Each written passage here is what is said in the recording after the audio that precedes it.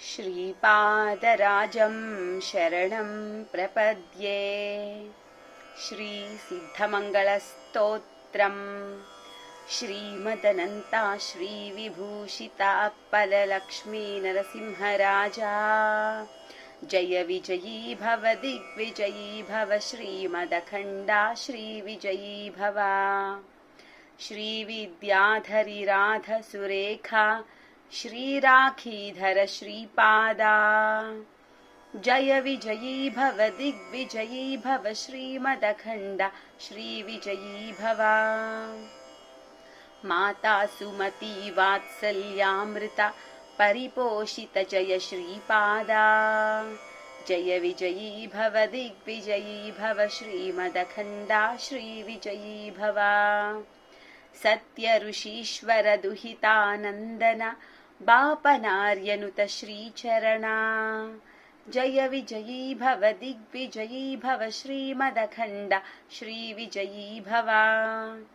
सवितृकाठकचयन पुण्यफल भारद्वाजा ऋषिगोत्रा सम्भवा।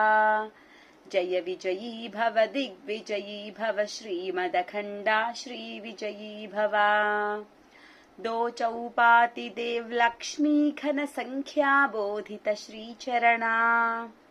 जय विजयी भव दिग्विजयी भव श्रीमदखण्डा श्रीविजयी भव। पुण्यरूपिणी राजमाम्बसुतगर्भ पुण्यफल संजाता।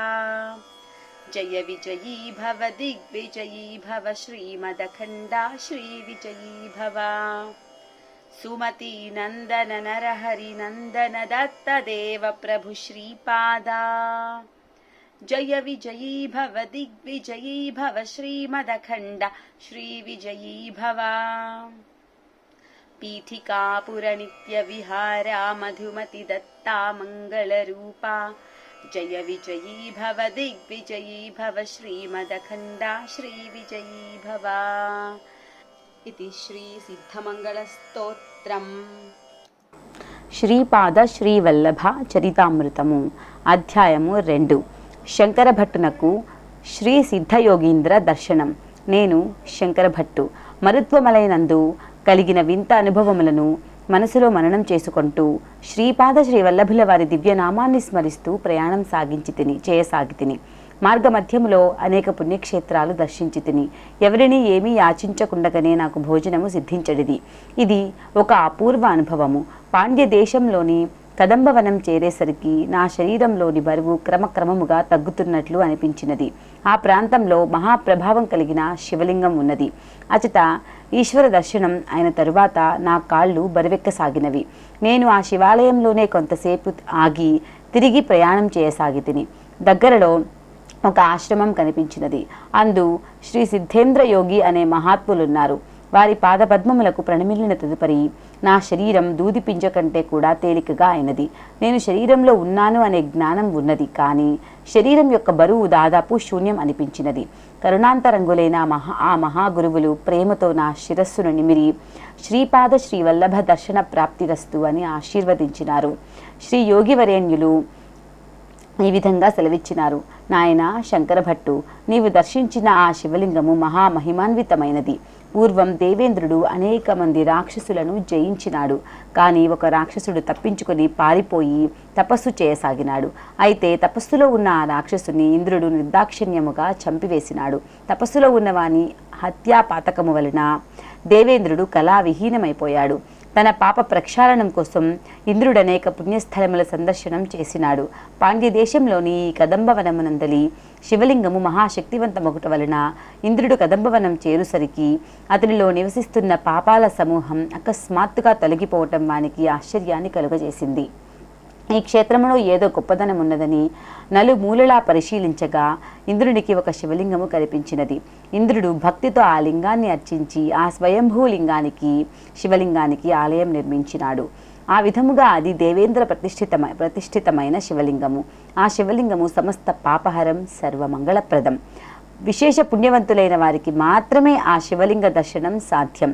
అయితే శ్రీ దత్తప్రభువుల భక్తులకు ఆయాచితముగా అప్రయత్నముగా పుణ్యపురుషుల సంగమము పుణ్యస్థల సందర్శనము కలుగుచుండును. నేను తిరిగి శ్రీ సిద్ధయోగీంద్రుల పాద పద్మములకు ప్రణమిల్లి తిని శ్రీ సిద్ధయోగీంద్రుడు నన్ను తిరిగి శివలింగ దర్శనమునకు పొమ్మనిరి. నేను తిరిగి ఆ ప్రదేశమునకు వెళ్ళేసరికి అక్కడ బహుసుందరమైన దేవాలయం ఉన్నది. కానీ అది నేను గతంలో దర్శించిన ఆలయము కానే కాదు. నేను అక్కడ విచారించగా అది శ్రీ మీనాక్షి సుందరేశ్వరుల ఆలయమని, నేను ఉన్నది మధురా నగరమని నాకు తెలిసినది. నేను దేవతామూర్తుల దర్శనం చేసుకుని శ్రీ సిద్ధయోగీంద్రుల ఆశ్రమం వద్దకని వెళ్ళి తిని ఆ ప్రాంతమంతయును కూడా జనసమూహములతో నిండియున్న పట్టణ ప్రాంతముగా కనిపించినది. ఎంత వెదికినను శ్రీ యోగీంద్రుల ఆశ్రమం కనిపించలేదు. నేను శ్రీపాద శ్రీ వల్లభుల దివ్య నామస్మరణ చేయుచు నాకు తోచిన దిక్కుగా పోసాగితిని. సూర్యాస్తమయమాయను, చీకటి పడుచుండెను. నా వెనుక నుండి కాంతి ప్రసారం ఒకటి వచ్చుచుండుట గమనించి తిని నేను వెనుకకు తిరిగి చూచినప్పటికీ 3 తలలు కలిగిన పెద్ద సర్పం ఒకటి నా వెంట వచ్చుచుండెను. 3 తలలకును 3 మనులున్నవి. ఆ మనుల నుండి కాంతి ప్రసారము జరుగుచుండెను. నేను భయ విహ్వలుడనైతిని. నేను ఆగిన ఎడల ఆ దివ్యసర్పము కూడా ఆగుచుండెను. నా గుండెల లోతు నుండి అప్రయత్నముగా శ్రీపాదుల వారి దివ్యనామము వచ్చుచుండెను. అట్లే అప్రయత్నముగానే నా నోటి నుండి శ్రీపాదుల వారి దివ్యనామము ఉచ్చరింపబడుచుండెను. నేను ఎట్టకేలకు శ్రీ సిద్ధయోగీంద్రుల ఆశ్రమము చేరితిని. వెంటనే ఆ దివ్య సర్పమును ఆ కాంతియును కూడా అదృశ్యమైనవి. శ్రీ సిద్ధయోగీంద్రుడు నన్ను అత్యంత కరుణతో ఆదరించిరి. వేయించిన వేడి వేడి శనగలను అరటి ఆకులో నాకు ప్రసాదముగా ఇచ్చిరి. నేను కడుపారా భుజించి తిని నేను భోజనము చేయుచున్నను. గుండె దడ తగ్గలేదు. శ్రీ సిద్ధయోగీంద్రులు ప్రేమతో నా కుడి రొమ్మును నిమిరిరి, తదుపరి ఎడమ రొమ్మును నిమిరిరి. ఆ తర్వాత తమ దివ్య హస్తముతో నా శిరస్సును స్పృశించిరి. నేను గుండె దడ తగ్గుట గమనించి తిని నా ఊపిరితిత్తుల నుండి ఏవో దుష్టవాయువులు బయల్వెడ్లుచున్నట్లు నాకు అనిపించినది. నా మనసునందు నుండి ఉన్న చెడ్డ ఊహలు, దుష్ట సంకల్పములు బయటకు పోవచ్చున్నట్లు అనిపించింది. నా శరీరమంతయును ఉష్ణము హెచ్చి మత్తులో నిండినట్లు ఉండెను. శ్రీ దత్తుని మహిమ, శ్రీపాదుని అనుగ్రహము సంపాదించుటకు వలయు యోగ్యతలు. అప్పుడు శ్రీ సిద్ధయోగీంద్రులు ఈ విధముగా సెలవిచ్చిరి. శంకర భట్టు, నీవు మొట్టమొదట దర్శించిన శివలింగము, తదుపరి దర్శించిన శ్రీ సుందరేశ్వరుడు వేరువేరు కాదు. నీకు ఈ రకమైన అనుభవము ప్రసాదించమని శ్రీ దత్తాత్రేయుల వారి ఆజ్ఞ కనుక అట్లు ప్రసాదించడమైనది. అనగా కాలమును వెనుకకు త్రిప్పి దేవేంద్రుడు ప్రతిష్ఠించిన శివలింగమును, అప్పుడు ఉన్న యథార్థములైన పరిశ్రమలను నీకు చూపించడమైనది. నీవు దర్శించు సృష్టి అని భావించుటయే మాయ, అంతయును చైతన్య స్వరూపము. శ్రీ దత్తప్రభువుల సంకల్పము వలన భవిష్యత్తు వర్తమానముగా మారవచ్చును, వర్తమానము భూతకాలముగా మారవచ్చును, భూతకాలము వర్తమానముగా రూపుదిద్దుకొనవచ్చును. శ్రీ దత్తప్రభువు చైతన్యము నిత్య వర్తమానము. గతములో జరిగినది, ప్రస్తుతము జరుగుచున్నది, భవిష్యత్తులో జరగబోవున్నది అంతయును వారి సంకల్పమును అనుసరించి ఉండును. ఒక విషయము జరుగుటకు కానీ జరగకుండా ఉండుటకు కానీ వేరొక వినూత్న పద్ధతిలో జరుగుటకు కానీ శ్రీ దత్తప్రభువు యొక్క సంకల్పమే ప్రధానము. ఏ సంకల్పముతో ఈ సృష్టి స్థితి లయములు జరుగుచున్నవో ఆ మహాసంకల్పము యొక్క స్వరూపము శ్రీ దత్తాత్రేయులు. వారే ప్రస్తుతము శరీరధారి అయి శ్రీపాద శ్రీ వల్లభులుగా ఈ భూమండలమున అవతరించిరి. శ్రీ పీఠికాపుర వాస్తవ్యులు వారిని సరిగా గుర్తించలేదు. గురుతత్వమును గ్రహించుటలో వారు విఫలులైరి. కురువపురమునందలి మత్స్యకారుల వంటి అల్పజ్ఞులు కూడా బ్రహ్మజ్ఞానమును పొందిరి. శ్రీపాద శ్రీ వల్లభుల వారి కరుణను పొందవలనన్న మనలోని అహంకారము నశించవలను, అన్ని రకముల మదములను క్షీణించవలను. అప్పుడే వారి శక్తియును, వారి అనుగ్రహమును, వారి యథార్థ స్థితియును మనకు అవగతమగును. దేవేంద్ర ప్రతిష్ఠితమైన ఆ శివలింగమును ధనుంజయుడను ఒక వ్యాపారి గమనించి ఆ విషయమును ఆ రాజ్యము నేలు కులశేఖర పాండ్యులకు విన్నవించెను. శివాజ్ఞానానుసారముగా కులశేఖర పాండ్యుడు దానిని అభివృద్ధిపరచి అక్కడ ఒక నగరమును నిర్మించి దానికి మధురా నగరమని నామకరణం చేసెను. వారి కుమారుడైన మలయధ్వజ పాండ్యుడు సంతాన ప్రాప్తికై పుత్రకామేష్టి చేయగా ఆ యజ్ఞగుండము నుండి అయోనిజగా 3 ఏళ్ల పసిబాలిక ఆవిర్భవించెను. ఆమెయే మీనాక్షీదేవి. ఆమె సుందరేశ్వరుని వివాహమాడెను. శివ జటాజూటము నుండి ఆవిర్భవించిన వేగవతి నది ఈ మధురా నగరమును మరింత పవిత్రపరచుచున్నది. మహావిష్ణువు స్వయముగా కన్యాదానము చేసి మహావైభవోపేతముగా మీనాక్షి సుందరేశ్వరుల దివ్య కళ్యాణము జరిపించెను. శ్రీ సిద్ధయోగీంద్రుల వారు ఈ విధముగా సెలవిచ్చిరి. నాయన శంకరభట్టు, సృష్టినందలి ప్రతి వస్తువు నుండి ప్రకంపనలు కలుగుచుండును. ఎంతో వైవిధ్యమున్న ఈ ప్రకంపనముల వలన ఇతర వస్తువులతో ఆకర్షణ వికర్షణ కలుగుచుండును. స్థూల సూక్ష్మ కారణ శరీరములందు పుణ్యకర్మముల వలన పుణ్యరూపమైన ప్రకంపనలు, పాపకర్మముల వలన పాపరూపమైన ప్రకంపనలు కలుగుచుండును. పుణ్య విశేషముల వలన పుణ్యపురుషులతో సమాగమము, పుణ్యస్థలముల దర్శనము, పుణ్యకర్మములయందు ఆసక్తి కలిగి పుణ్యము వృద్ధి చెందుచుండును. ఆ పుణ్యము వృద్ధి నొంది పాపము క్షీణించిననే గాని శ్రీ దత్తప్రభువుల వారి యందు మనకు నిశ్చలమైన భక్తి కుదరదు. కాల కర్మ కారణ వశమున రకరకములైన సంఘటనలు జరుగుచుండును. శ్రీ వల్లభుల వారికి నీపై గల అపార కృప వలననే నీవు ఇచ్చటకు రాగలిగితివి. నీవు నా యొక్క అదృష్ట విశేషమునకు ఆశ్చర్యపడుచు శ్రీ వల్లభుల వారి దివ్యశ్రీ చరణములను వదలకూడదనియు ఎప్పుడు కుర్వపురమునకు చేరుదునాయనియు నా మనస్సులో తహతహలాడుచుంటిని. మరునాడు ఉదయమున మేల్కొరగనే నేను సంభ్రమాశ్చర్యములకు లోనైతిని. ఏలనన నేను ఒక ఎత్తైన గుట్ట మీద గల రావి చెట్టు మూలమున ఉంటిని. చుట్టుప్రక్కల జనసంచారము లేదు. రాత్రి యందు నేను శ్రీ సిద్ధ యోగీంద్రుల ఆశ్రమంలో నున్నదంతయును భ్రమ మాత్రమేనా ఎని మనసున సందేహము పొడగొట్టెను. శ్రీ సిద్ధ యోగీంద్రుడు మాయావ్య, దక్షుడ, మాంత్రికుడ అని అనుమానములు కలుగసాగెను. శ్రీ సిద్ధ యోగీంద్రుడు శ్రీ దత్త ప్రభువు గురించి చెప్పిన వాక్కులు నా కర్ణపుటములందు మారుమ్రోగసాగెను. నన్ను ఇటువంటి సంకట పరిస్థితిలో ఉంచినందుకు శ్రీపాద శ్రీ వల్లభులకు ఏమి ప్రయోజనము అని కూడా తలంచి తిని మనస్సులో రకరకముల సంకల్ప వికల్పములు కలుగుచుండెను. నా మూటాముల్లే సర్దుకొని తిరిగి ప్రయాణమును సాగించి తిని ఉదయం నుండి మధ్యాహ్నము వరకు ప్రయాణము సాగినది. అక్కడ చిన్న చిన్న ఇండ్లు గల ఒక పల్లెను చూచి తిని నాకు ఆకలి బాధ ఎక్కువయ్యను. నేను బ్రాహ్మణుల ఇంట తప్ప వేరొక చోట భుజించజాలను. సంభారములు ఎవరైనా సమకూర్చిన ఎడల స్వయం పాకమును చేసుకొని భుజించదనని తలచి తిని ఆ పల్లెలో బ్రాహ్మణులు ఎవరైనా ఉన్నారేమో అని సందేహము కలిగి ఆ పల్లె ప్రజలను అడిగి తిని వారిలో ఒకరు, అయ్యా, మేము కొండజాతి ప్రజలము. నేను ఈ గూడెమునకు పెద్దను. మా పల్లెలో బ్రాహ్మణులు ఎవరునూ లేరు. మీకు అభ్యంతరము లేని ఎడల మా నుండి పండ్లు పుట్టతేన స్వీకరించవలసినదని చెప్పెను. మార్గమధ్యే శూద్ర వదాచరేత్ అని ఉన్నది కనుక మార్గమధ్యమున ఎవరేమి పెట్టినను తప్పు కాదని తలచి తిని వారు కొండ కోనలలోనే లభ్యమగు పండ్లు పుట్టతేనే తెచ్చి నా ఎదుట పెట్టిరి. నేను తినబోవునంతలో ఎక్కడ నుండియో ఒక కాకి వచ్చి నా తలపై పొడవసాగెను. దానిని తోలివేయుటకు నేను ప్రయత్నించి విఫలుడనైతిని. ఇంతలో మరికొన్ని కాకులు వచ్చి నా శరీరమును తమ ఇష్టము వచ్చిన చోట్ల పొడవసాగినవి. నేను భయ విహ్వలుడనై పరుగెత్తసాగితిని. అవి నన్ను వెంబడించుచునే ఉన్నవి. ఆ పల్లె ప్రజలలో ఎవరూ కూడా నాకు సహాయము చేయువారు లేకపోయిరి. నాతో గతములో మాట్లాడిన పల్లె పెద్ద ఇట్ల నేను, ఆహా, ఏమి విడ్డూరము! మా ప్రాంతమునందలి కాకులు ఎవరికినీ హాని చేయవు. నీకు హాని చేయుటకు ఇంత ఉగ్రరూపమున ఉన్నందులకు మాకెంతో ఆశ్చర్యముగా ఉన్నది.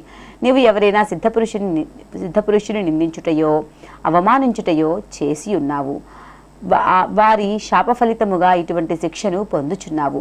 మేము అడ్డుకున్న ఎడల మేమును ఋషీశ్వరుల ఆగ్రహమునకు గురి కావలసి వచ్చును. అందుచేత దైవలీలల ఘటనాక్రమమును మార్చుటకు మేము ప్రయత్నించము, అన్యథా భావించవలదు అని మిన్నకుండెను. నాకు సమకూర్చబడిన పండ్లను పుట్టతేనను నేను స్వీకరించలేకపోయితిని. నా శరీరమంతయును కూడా రక్తసిక్తమయ్యను. నేను పరుగు పెట్టుచున్నను కాకులు నన్ను వెంటాడి మరీ హింసించినవి. నా దుర్దశకు ఎంతగానో చింతించితిని. నేను శ్రీ సిద్ధయోగీంద్రులను శంకించినందులకు వారు నన్ను శపించిరా. మరి నాకు శ్రీపాద శ్రీ వల్లభుల దర్శన ప్రాప్తి కలుగునని వారు ఆశీర్వదించితిరి కదా. గత జన్మములోని పాపములన్నీయును క్షీణించిన గాని నాకు శ్రీ దత్తప్రభువు యొక్క దర్శనము కాదేమో. నేను ఎన్ని పాపకర్మలను మూటకొట్టుకొని వచ్చి తినో అవి అన్నీయును కూడా నశింపవలనన్నా ఇటువంటి శిక్షలు ఇంకెన్నింటిని నేను అనుభవించవలసి వచ్చును. ఆహా, శ్రీవల్లభుల దర్శన ప్రాప్తి కలుగునన్న ఆశీర్వాదములో ఇన్ని సంకటములు ఉపద్రవములు ఇమిడి ఉన్నవా? హా దైవమా, నన్నింకను ఎన్ని శిక్షలకు గురి చేయదలచితివో కదా. ఇంక నన్ను కాపాడేవారెవ్వరు? శ్రీపాద, శ్రీవల్లభ, శరణు శరణు అని తలచుచు నెమ్మదిగా అడుగులు వేసుకొనుచు ఒక మేడి చెట్టు మొదలకు చేరుకొంటిని. శ్రీ దత్తప్రభువుల నివాస స్థానమైన ఈ మేడి చెట్టు నన్ను రక్షించునని తలచితిని. కానీ శ్రీ దత్తలీల దానికి విరుద్ధముగా ఉన్నది. నా శరీరము నుండి ఇదివరకెన్నడూనూ లేని ఒక వాసన బయలు వెడలుచుండెను. ఈ వాసన చేత ఆకర్షించబడియో లేక విధి వైపరీత్యమో నాకు తెలియదు గాని పెద్ద పెద్ద విషసర్పములు ఒకదాని తర్వాత ఒకటి నా వద్దకు పరుగు పరుగున వచ్చి నన్ను కరచి వెళ్ళిపోవచుండెను. ఇది వరకు కాకుల వలన బాధలను పొందితిని. ఇప్పుడు విషసర్పములు కరుచుట వలన శరీరమంతయు కూడా విషపూరితమగుచుండెను. నోటి నుండి నురగలు వచ్చుచుండెను. గుండెయందు బలము తగ్గుచుండెను. ఏ క్షణమునందైనను నేను మరణించుట ఖాయమని తలంచి తిని. సాయంకాలమగుచుండెను. కొందరు రజకులు ఆ మార్గమున వెళ్ళుచుండిరి. బట్టలను ఉతికి ఆరవైచి ఆరిన బట్టలను మూటలుగా కట్టి గాడిదల మీద పెట్టుకొని వెళ్ళుచుండిరి. వారు నా దురవస్థను గమనించి నేను బ్రాహ్మణులను గనుక ముట్టుకొనవచ్చునా లేదా అని కొంతసేపు తటపటాయించిరి. ఆలస్యము చేసిన ఎడల ప్రాణములకు ముప్పు రావచ్చును కనుక ప్రాణములను కాపాడుటే ముఖ్య కర్తవ్యమని భావించి ఒక గార్ధభముపై అంటే గాడిదపై నన్ను కూర్చుండబెట్టుకొని వారి గ్రామమునకు తీసుకొని పోయిరి. నాకు ఈ రోజంతయును కూడా చాలా విషమ సంఘటనలు జరుగుచుండెను. నన్ను ఆ రజకులు చర్మకారులు నివసించు ప్రాంతమునకు తీసుకొని పోయిరి. ఆ చర్మకారులలో ఒకరికి విష సంబంధ వైద్యము తెలిసి ఉండెను. దుర్గంధభరితమైన ఆ ప్రాంగణములో నన్ను ఒక నులక మంచముపై నుంచిరి. ఆ చర్మకార వైద్యుడు కొన్ని అడవి మూలికల రసము తీసి నా చేత త్రాగించెను. పాములు కరచిన చోట్ల కొన్ని ఆకులను కట్టెను. రావి చెట్టు యొక్క లేత ఆకులను కోసెను. ఆ ఆకుల నుండి రసము పాలవలే స్రవించుచుండెను. ఆ ఆకుల కాడలను 2 చెవులలోనూ బెట్టెను. నాకు విపరీతమైన బాధ కలుగసాగెను. నేను లేచి పారిపోవుటకు ప్రయత్నించి తిని. 2 బలిష్ఠులైన మనుష్యులు నన్ను పట్టుకొని ఉండిరి. నేను నిస్సహాయముగా ఉంటిని. ఆ వైద్యుడు తన సహాయకులతో విషము రావి ఆకులలోనికి చేరును. ఆ తరువాత విషపూరితమైన ఈ ఆకులను దగ్ధము చేయవలెను. విషము రావి ఆకులలోనికి ఎంత ఎక్కుచున్నను ఇతడు అంత గట్టిగా రోధించును. ఇతడిని గట్టిగా పట్టుకొనుడు అనెను. కొంతసేపటికి విషము విరిగినది. నేను స్వస్థుడనైతిని. ఆ రాత్రి అంతయును కూడా నేను చర్మకారుని ఇంటిలోనే ఉంటిని. చర్మకారుడు రాత్రి అంతయు దత్తా దిగంబరా దత్తా దిగంబరా శ్రీపాదవల్లభ దత్తా దిగంబరా అని సంకీర్తనము చేయుచుండెను. నేను మంచము మీద పడుకొని ఉంటిని. అత్యంత శ్రావ్యమైన ఆ నామమును వినినప్పుడు నా హృదయము ఉప్పొంగెను. ఆత్మ సంబంధము చేత చర్మకారుడు నాకు గురుబంధువగుట వలన వాని యందు ప్రేమ ఉప్పొంగసాగెను. మరుక్షణములోనే నేను ఉత్తమకులమైన బ్రాహ్మణ వంశమునందు జన్మించిన వాడిననియు అతడు అంత్యకులజుడైన చర్మకారుడనియు బాధ కలుగజొచ్చెను. శంకర భట్టుకు చర్మకారుని ఉపదేశము. సంకీర్తనానంతరము ఆ చర్మకారుడు నా వద్దకు చేరెను. అతని కన్నులలో కరుణారసము పొంగి పొరలుచుండెను. అతని నేత్రద్వయము ఆత్మానుభూతిని సూచించుచున్నట్లుండెను. ఇతడు ఎవరైనా యోగిగాని కాదు గదా అని మనమున సందేహము పొడచూపెను.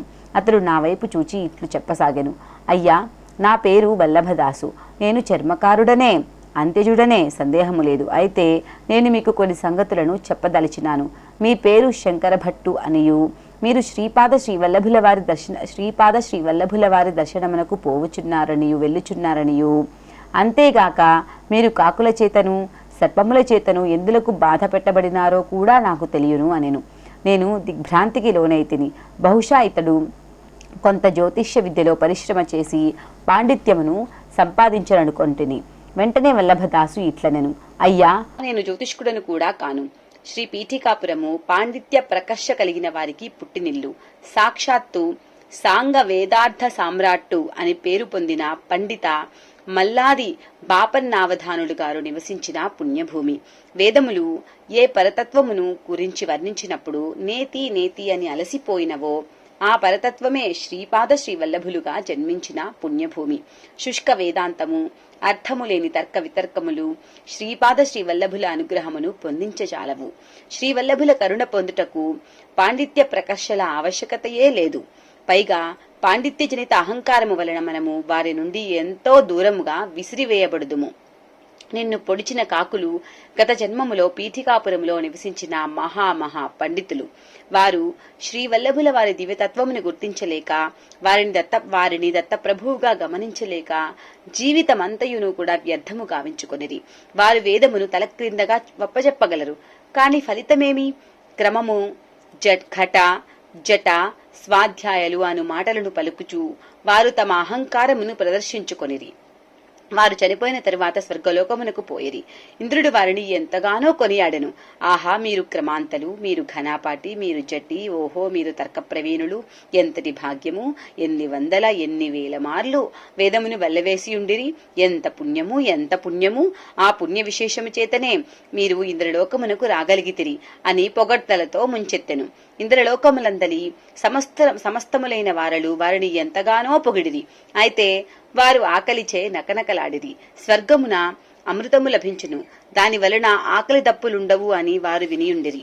వారి బాధను ఎవరూ పట్టించుకొనకపోవుటచే వారు దేవేంద్రుడినే స్వయముగా అడిగిరి. దానికి ఇంద్రుడు ఇట్టు సమాధానము చెప్పెను.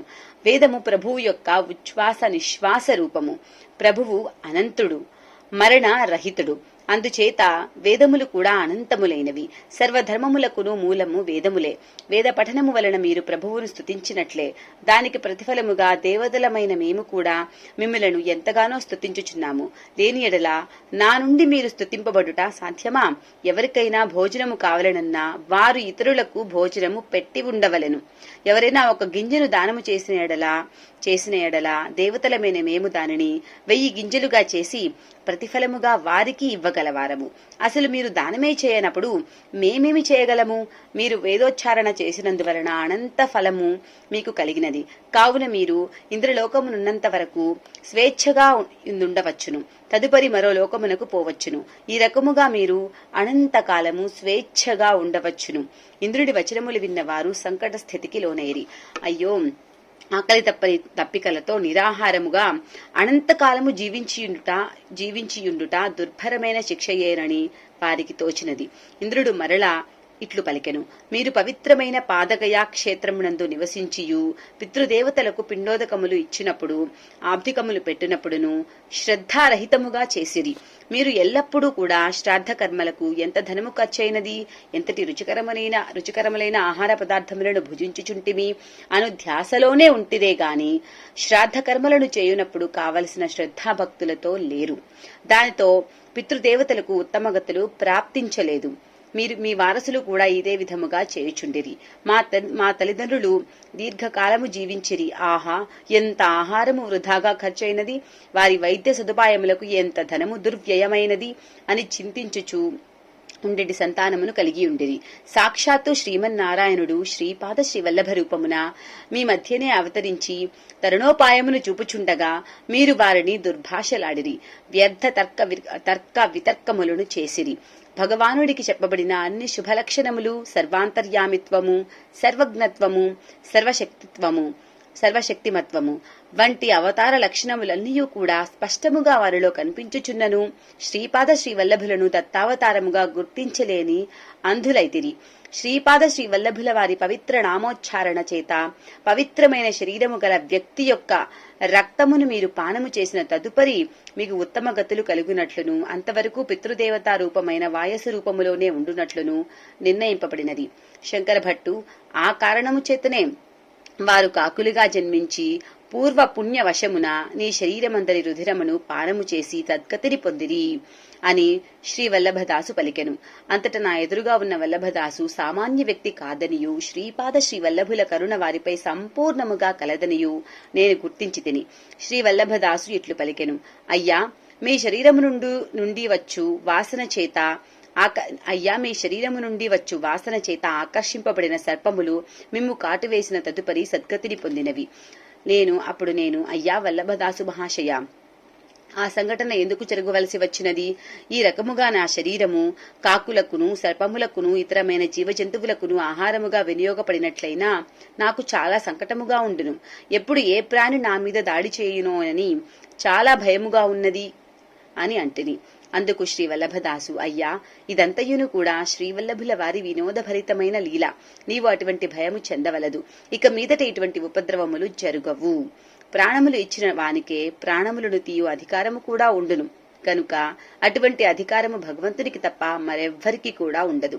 కాని మీ పితృదేవతలలోని కొందరు శ్మశాన కాళికా సాధన చేసి దానితో అయిష్టులైన వారిని ఎందరనో తమ మంత్ర ప్రభావముతో చంపియుండిరి. ఆ విధముగా కొందరి యొక్క అసహజ మరణమునకు కారణభూతులగుట వలన వారికి మహా పాపము కలిగినది. ఆ పాపవశమున వారు సర్పజన్మనెత్తినారు. అయితే శ్రీపాదుల వారి కరుణను పొందిన నీవు వారి వంశములోనే జన్మించుట వలన నీ రుధిరము వారికి కూడా కొంత సంబంధితమై ఉండును. ఆ స్వల్ప పుణ్యముల వలన ఈ సంఘటన జరిగి వారికి కూడా ఉత్తమ గతులు లభించినవి. అయ్యా, బ్రాహ్మణుడు సత్యాన్వేషిగా ఉండవలెను, క్షత్రియుడు ధర్మమునకు బద్ధుడై ఉండవలెను, వైశ్యుడు వ్యవసాయంబును గోవులను రక్షించుట క్రయ విక్రయాది కుశల వ్యవహారములను సెలుపవలెను. కావున శాంతి స్వరూపుడై ఉండవలెను. శూద్రుడు ప్రేమస్వరూపుడై సేవలను సలుపవలెను. అనుగ్రహ ప్రాప్తికి జాతి, కుల, ధనిక, పేద అనడి భేదమేమియును లేదు. అయితే భగవదనుగ్రహ ప్రాప్తికి జాతి, కుల, ధనిక, పేద అనేది భేదమేమియునూ ఉండదు. బ్రాహ్మణుడు క్షత్రియ ధర్మమును పాటించి రాజు కావచ్చును. క్షత్రియుడు బ్రాహ్మ జ్ఞానమును అపేక్షించినప్పుడు బ్రాహ్మణ ధర్మమును అనుసరించవచ్చును. వైశ్యుడైన కుసుమశ్రేష్ఠి క్షత్రియ ధర్మమును పాటించి రాజరికము చేయలేదా? శత్రువును చంపుట అనున్నది బ్రాహ్మణ ధర్మ ప్రకారము దోషమైనది, కాని క్షత్రియ ధర్మము ప్రకారము విహితమైనది. నీవు బ్రాహ్మణుడవు, సత్యాన్వేషివి, కావున అహింస నీకు పరమధర్మము, కాని కసాయివానికి మాత్రము కాదు. కావున మానవుడి చేయు కర్మల వలన ఫలితము సక్రమముగా ఉండవలెనన్నా, తాను ఏ కులమందు జన్మించినను తాను అనుసరించు ధర్మమునకు తగినట్లుగా కర్మలను సలుపుచుండవలెను. నీవు ప్రస్తుతము రోగగ్రస్తుడవు గనుక వైద్యుని వద్ద ఉండుట శ్రేయస్కరము, విహితము. అందువలననే నీవు నా వద్దకు రప్పించబడితివి. శ్రీపాద శ్రీ వల్లభులు మనలను ప్రతి క్షణము కూడా గమనిస్తూనే ఉంటారని తెలుసుకోవలసినది. నీవు చిన్నప్పుడు విష్ణుమూర్తి ధ్యాన శ్లోకమును పఠించుచు వినోదముగా నీ తోటి వారితో వదరుచుండెడివాడవు. శుక్లాంబరధరం విష్ణుం శశివర్ణం చతుర్భుజం ప్రసన్నవదనం ధ్యాయేత్ సర్వ విఘ్నోపశాంతయే అను శ్లోకమునకు వినోదము కొరకు తప్పుడు అర్థమును చెప్పెడివాడవు. శుక్లాంబరధరం అనగా తెల్ల బట్టలను ధరించునది అనియు, విష్ణుం అనగా అంతటా ఉండునది అనియు, శశివర్ణం అనగా బూడిద రంగుతో కూడినదనియు, చతుర్భుజం అనగా 4 కాళ్ళు కలిగినదనియు, ప్రసన్నవదనం అనగా ఓండ్ర పెట్టినప్పుడు ప్రసన్నమైన ముఖము కలిగినదనియు, సర్వ విఘ్నములను శాంతించుటకు అటువంటి గాడిదను ధ్యానించుచున్నాను అని చెప్పెడివాడవు. అయ్యా శంకర భట్టు, శ్రీ దత్తప్రభువు బహు చమత్కారి. నీ వినోదము కొరకు చేసిన తప్పుడు పనులను కూడా ప్రభువు తన సన్నిధానములో సరిదిద్దును. రజకులు నిన్ను తమ గాడిద మీద నా వద్దకు తీసుకుని వచ్చిరి. అప్పుడు నీవు దుమ్ము ధూళితో బూడిద రంగులోనే ఉంటివి. నడవలేక ఒక్కొక్క పర్యాయము 2 చేతులను నేలకు ఆంచి నడిచి వచ్చితివి. ఆ విధముగా నీవు సర్పముల బారె పడకుండా ఉండగలనని భావించి చతుర్భుజుడవై ఆయాసపడుచు మేడి చెట్టు వద్దకు వచ్చినను గండమును తప్పించుకొనలేకపోతివి. బాధతో విలవిల్లాడకపోయిన ఎడల నీవు ప్రసన్నవదనుడవే. ఆఖరికి నీవు చర్మకారుల పల్లెకు చేర్చబడితివి. నిన్ను ఈ రకమైన దురవస్థల పాలు చేయుటలో శ్రీపాద వల్లభుల వినోదముతో పాటు నీకు గుణపాఠమును నేర్పి నీచ జన్మల నుండి వారికి విముక్తి కలిగించబడినది. నీవు వినోదముగా తోటి బాలురకు విష్ణు ధ్యాన శ్లోకమును చెప్పుచుండెడి వాడవు. అందులకే ఆఖరికి అంత్యజుడైన నా చేత ఉపదేశమును వినడి పరిస్థితి నీకు వచ్చినది. ఇప్పుడు నీవు ఇచ్చటనున్నావు, రేపు నీవు నీ సాటి కులస్థుల ఇంట ఉండవచ్చును. ఇప్పుడు జరిగిన ఈ సంఘటనను వారికి పొరపాటును కూడా చెప్పినను వారు నిన్ను తమ కులముల నుండి వెలివేయుదురు. శ్రీ వల్లభదాసుని హితబోధలో నాలోని బ్రాహ్మణ అహంకారం తగ్గినది. వల్లభదాసు అంత్యచుడన్న భావము పోయి అతడి కూడా నా రక్త సంబంధీకుడే అన్నంత సోదర ప్రేమ వానిపై నాకు కలిగినది. వల్లభదాసు ఆతిథ్యమును స్వీకరించి 2-3 రోజులు గడిచిన తర్వాత నేను ఆ ఊరి నుండి బయలుదేరితిని. శ్రీవల్లభుల అనుగ్రహ విశేషమును ఏమని వర్ణించగలను? నేను చిదంబరం చేరుటకు ముందు విచిత్రపురం అను పట్టణంలో విచిత్ర పరిస్థితుల్లో ఇరుక్కొని విచిత్రముగా బయటపడితిని. నేను విచిత్రపురం అను గ్రామము నుండి కాలినడకన పోవుచుండగా వినయ విధేయతలతో కూడిన రాజభటులు నన్ను సమీపించి, అయ్యా, మీరు వైష్ణవుల శైవుల అని ప్రశ్నించిరి. మేము శివకేశవ భేదమును పాటించని స్మార్తులమనియు అయినను కాస్త శైవము వైపు మొగ్గు చూపెడివారమనియు ఆదిశంకరుల దక్షిణాంనాయి పీఠమైన శృంగేరి ఎందలి శంకరాచార్యుల వారు మాకు గురువులగుదురనియు నేను చెప్పి తిని. మీరు దయ ఉంచి మా రాజుగారి వద్దకు రావలసినదని వారు కోరిరి. నేను వారిని అనుసరించి రాజదర్శనమునకు పోయి తిని. దారి మధ్యలో సంభాషణావశమున నాకు కొన్ని విచిత్ర విషయములు తెలిసినవి. ఆ రాజు బ్రాహ్మణులెవరైనా కనిపించిన ఎడల వారిని తన వద్దకు రమ్మని ఆహ్వానించి అంతకు ఇంత అయితే ఇంతకు ఎంత అని ప్రశ్నను అడుగుచుండిరి. దానికి సంతృప్తికరముగా ఎవరునూ సమాధానము చెప్పువారు లేకపోయిరి. ఆ రాజునకు పుత్ర సంతానము కలుగవలెనని కొన్ని సంవత్సరములకు పూర్వము యజ్ఞము చేయించిరి. అదృష్టవశమున వానికి పుత్ర సంతానము కలిగినది. అయితే ఆనాటి నుండి బ్రాహ్మణులకు విచిత్రమైన కష్టములు ఎదురైనవి. దురదృష్టవశమున రాజునకు జన్మించిన కుమారుడు మూగవాడయ్యను. బ్రాహ్మణుడు లోపభూయిష్టమైన యజ్ఞమును చేయుట వలననే తన కుమారుడు మూగవాడయ్యనని రాజు అభిప్రాయపడెను. అందుచే ఆ రాజు శైవులైన బ్రాహ్మణులను నున్నగా గుండు కొరిగించి వైష్ణవ నామములను ముఖమున పెట్టించి గాడిదపై ఊరేగించెను. అలాగే వైష్ణవులైన బ్రాహ్మణులను నున్నగా గుండు కొరిగించి విభూతి రేఖలు పెట్టించి గాడిదపై ఊరేగించెను. ఈ పరిస్థితి శైవులకును వైష్ణవులకును కూడా సంకటప్రాయమయ్యను. రాజు ఉన్నట్లుండి వింతగా ప్రవర్తింపసాగెను. బ్రాహ్మణులను పిలిచి తోటకూర దానము చేయసాగెను. సాగుభూమిలో అధిక విస్తీర్ణములో తోటకూర పండించినట్లు ఆజ్ఞాపించెను. సుంకములో భాగము తోటకూర రూపములో వసూలు చేయబడుచుండెను. బండ్లకొలది తోటకూర కోటలో జమ చేయబడుచుండెను. బ్రాహ్మణులకు తినలేనంత తోటకూర దానము చేయబడుచుండెను. అన్నము వండుకుని తినుటయు తక్కిన వంటకములను భుజించుటయు బ్రాహ్మణులకు నిషేధింపబడెను. తోటకూరను వండుకొని తినిన తర్వాతనే వారికి వండుకుని తినిన తర్వాత వారికి ఎప్పుడు అల్పాహారము కావలసినను పచ్చి తోటకూరనో వండిన తోటకూరనో తినవలసి వచ్చేది. బ్రాహ్మణుడు మాత్రము ఏమి చేయగలరు? తర్కములో పండితులమనియు వేదాంతములో పండితులమనియు పురాణేతిహాసములలో పండితులమనియు విర్రవీగిడి బ్రాహ్మణుడు అందరూ కూడా తమ అహంకారమును విడిచి మౌనముగా తమ దురవస్థను పాపుమని దైవమును దీనముగా ప్రార్థించుచుండిరి. బ్రాహ్మణులందరిలోనూ ఒక దత్తభక్తుడు దత్తోపాసకుడు ఉండెను. శ్రీ దత్తాత్రేయుడు స్మరణ మాత్రమున ప్రసన్నుడగుననియు తమ దురవస్థను శ్రీ ప్రభువే బాపగలడనియు అతడు చెప్పెను. అందుచేత బ్రాహ్మణులందరూ కూడా మండల దీక్షను పూని శ్రీ దత్తాత్రేయుల వారిని ఆరాధించసాగిరి. తన కుమారుడు మూగవాడగుట వలన మూగ భాషను ప్రోత్సహించవలనని ఆ రాజు తలచెను. తమ రాజగురువును చూచి మూగ భాషపై గ్రంథమును వ్రాయమని ఆదేశించెను. ఆ రాజగురువు గతములో చాలా గర్విష్ఠిగా నుండెను. ప్రస్తుతము అతడు దయనీయమైన పరిస్థితిలో నుండి మూగ భాషపై విస్తృత పరిశోధనలు చేయసాగెను. శంకర భట్టు మహారాజుల సంవాదము. నన్ను రాజసముఖమున నిలబెట్టిరి. నాకు ముచ్చెమటలు పోయిచుండెను. శ్రీపాద శ్రీవల్లభులు నన్ను ఎంతటి పరీక్ష చేయుచుంటిరి అని తలంచితిని. శ్రీపాదుల నామమును మనస్సులో అవిశ్రాంతముగా జపించుకొనుచుంటిని. నాలో గతములో ఎన్నడూ లేని ధైర్యము కలుగసాగెను. రాజు అందరినీ ప్రశ్నించున్నట్లే నన్ను కూడా అంతకు ఇంత అయినా ఇంతకు ఎంత అగును అని ప్రశ్నించెను. ఇంతకు ఇంతే అని గంభీరముగా బదులిచ్చితిని. రాజు విభ్రాంతుడై ఈ విధముగా వచించెను. మహాత్మా, మీరు చాలా గొప్పవారు. మీ దర్శన భాగ్యము వలన నేను ధన్యుడనైతిని. నాకు ఈ మధ్యనే పూర్వజన్మ జ్ఞానము మేల్కొనినది. నేను గత జన్మంలో బహుబీదవాడినైన బ్రాహ్మణుడను. నా ఇంటిలో తోటకూరను పెంచుచుంటిని. అడిగిన వారికి లేదనకుండా తోటకూరను దానము చేసడివాడను. నా నుండి తోటకూర దానము పొందిన బ్రాహ్మణులు నాకంటే కూడా ధనికులు, అన్నపానములకు లోటు లేనివారు. వారు నా నుండి దానమును పొందుటయే గాని ఏనాడూ కూడా నాకు సహకరించలేదు, నాపై దయ చూపలేదు.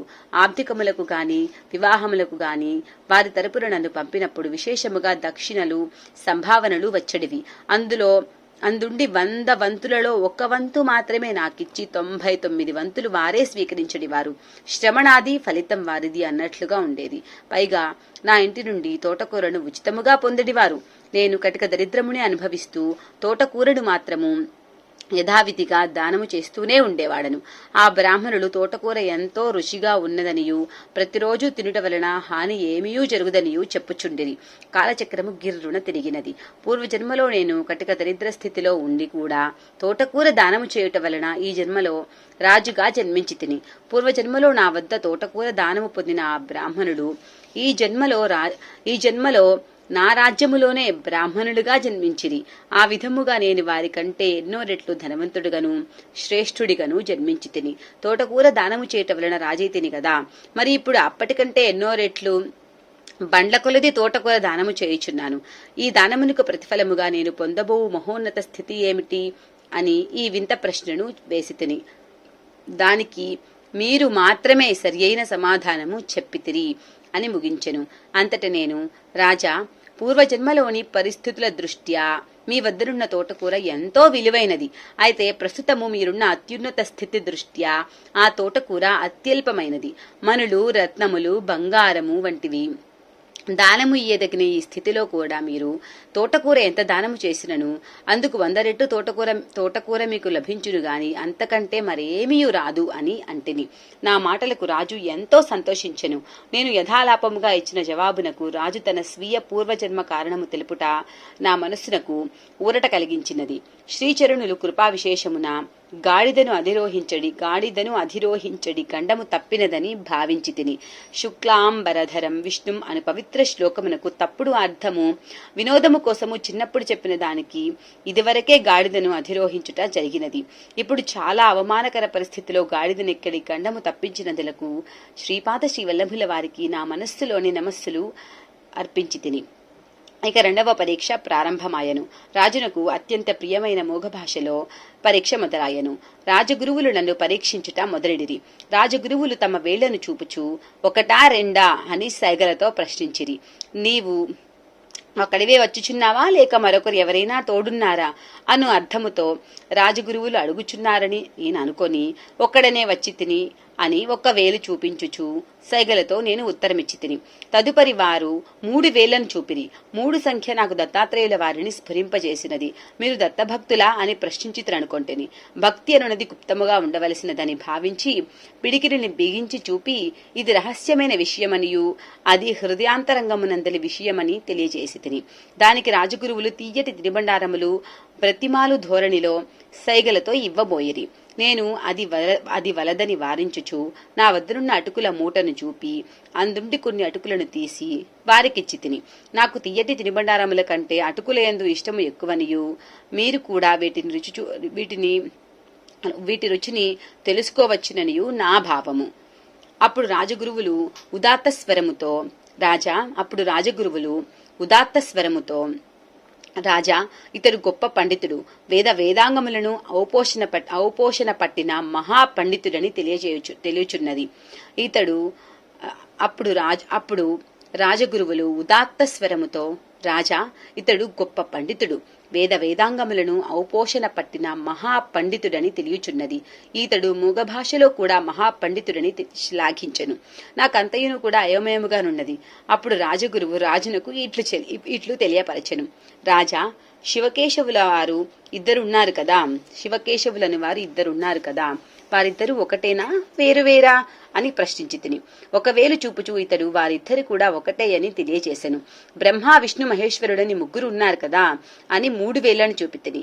అందులకు ఇతడు తన ముష్టి బిగించి ఒకే చేతికి 5 వేళ్లు ఉన్నను సమిష్టిగా లేవా అని ఎదురు ప్రశ్నించెను. నన్ను తమ శిష్యునిగా స్వీకరించవలసినదని మధుర పదార్థములు ఇవ్వబోతిని. తనకు అటువంటి శిష్య ప్రశిష్యుల గోల ఏమీ లేదనియు కుచేలుని వలనే తను సంతుష్టితో జీవించే వ్యక్తిననియు తెలియజేయచ్చు నా అభ్యర్థనను కాదని తన వద్దనున్న అటుకులను నాకిచ్చెను. నేను దిగ్భ్రాంతుడనైతిని.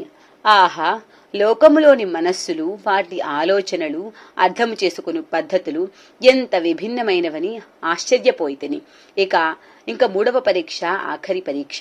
రాజగురువు చమకములోని పనసలను చదువుచూ వాటి అర్థమును వివరించమనెను. శ్రీవల్లభులను తలుచుకొని నాకు తోచిన రీతిగా ఇట్లు వ్యాఖ్యానించి తిని. ఏకాచమే అనగా 1, త్రిస్రశ్చమే అనగా 1కి 3 కలిపి వర్గమూలము కనుగొనగా 2. పంచచమే అనగా 4నకు 5 కలుపగా 9 వచ్చును, దాని వర్గమూలము 3 అగును. సప్తచమే అనగా ఇందాక వచ్చిన 9కి 7 కలుపగా 16 వచ్చును, దాని వర్గమూలము 4. నవచమే అనగా ఇందాక వచ్చిన 16కు 9 కలుపగా 25 వచ్చును, దాని వర్గమూలము 5. ఏకాదశచమే అనగా ఇందాక వచ్చిన 25నకు 11 కలుపగా వచ్చిన 36నకు వర్గమూలము 6. త్రయోదశచమే అనగా 36నకు 13 కలిపి వర్గమూలము కనుగొన్న 7 వచ్చును. పంచదశమే అనగా 49కి 15 కలిపిన 64 వచ్చును, దాని వర్గమూలము 8. సప్తదశచమే అనగా 64నకు 17 కలిపిన 81 వచ్చును, దాని వర్గమూలము 9. నవదశచమే అనగా 81కి 19 కలుపగా 100 వచ్చును, దాని వర్గమూలము 10. ఏకవింశతిశ్చమే అనగా 100కు 21 కలుపుగా 121 వచ్చును, దాని వర్గమూలము 11. త్రయోవింశతిశ్చమే అనగా 121కి 23 కలుపుగా 144 వచ్చును, దాని వర్గమూలం 12. పంచవింశతిశ్చమే అనగా 144కి 25 కలుపుగా 169 వచ్చును, దాని వర్గమూలము 13. సప్తవింశతిశ్చమే అనగా 169కి 27 కలుపుగా 196 వచ్చును, దాని వర్గమూలము 14. నవవింశతిశ్చమే అనగా 196కి 29 కలుపుగా 225 వచ్చును, దాని వర్గమూలము 15. ఏకత్రివింశతిశ్చతు అనగా 225కి 31 కలుపుగా 256 వచ్చును, దాని వర్గమూలం 16. త్రయోవింశతిశ్చమే అనగా 256కి 33 కలుపుగా 289 వచ్చును, దాని వర్గమూలం 17. పంచవింశతిశ్చమే అనగా 289కి 35 కలుపగా 324 వచ్చును, దాని వర్గమూలము 18. సప్తత్రింశతిశ్చమే అనగా 324కి 37 కలుపగా 361 వచ్చును, దానికి వర్గమూలము 19. నవవింశతిశ్చమే అనగా 361కి 39 కలుపగా 400 వచ్చును, దాని వర్గమూలము 20. అయితే నా వ్యాఖ్యానము సభలోని పండితులను ఎంతగానో అలరించినది. నా వ్యాఖ్యానము నాకే ఆశ్చర్యముగా తోచినది. మరలా నేనిట్లు వచించి తిని, ఇది ఎంతయును పరమాణువుల యొక్క రహస్యము. ఇది కాణాద మహర్షికి తెలియను. పరమాణువుల సూక్ష్మ కణముల సంఖ్యాభేదమును బట్టి వివిధ ధాతువులు ఏర్పడును. శ్రీపాద శ్రీవల్లభుల కృపా విశేషము వలన పై విధముగా నేను విచిత్రపురం నుండి విచిత్రముగా బయటపడి తిని. శ్రీపాద శ్రీవల్లభులకు జయము జయము. అధ్యాయము 2 సమాప్తము. శ్రీపాదరాజం శరణం ప్రపద్యే.